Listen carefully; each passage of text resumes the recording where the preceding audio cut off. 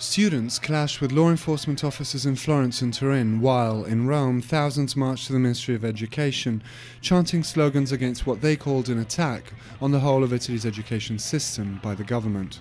Over 40,000 Italian schools were affected by a concurrent strike held by the education sector workers. They are depriving us of our future. The reform will make things worse.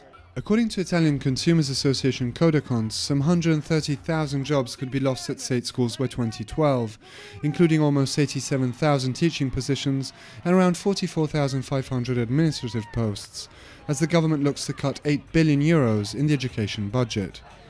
Opposition parties were also present at the rally. The students' future is at stake, and with it, the future of our country. Reducing funding in public schools by €8 billion means blotting it out completely. All we'll have left will be elitist private schools.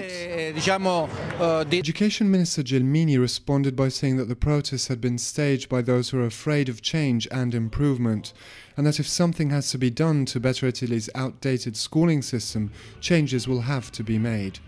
We must strive, the minister said, for a better education that prepares individuals for a job, one that is more international, but to do so we'll all have to make some sacrifices. With regard to the possible loss of jobs, PM Berlusconi said that, quote, "The aim of the reform is to rationalise employment and costs in education institutions, as Italian schools and universities are currently overstaffed. Meanwhile, we will not pay for your financial crisis," the students chant. Official studies show the number of those that feel they are suffering the consequences of ill-considered decisions by those in authority is on the rise in Italy. It remains to be seen whether the country's lawmakers will be willing to listen. Matthew Stevens, Press TV, Rome.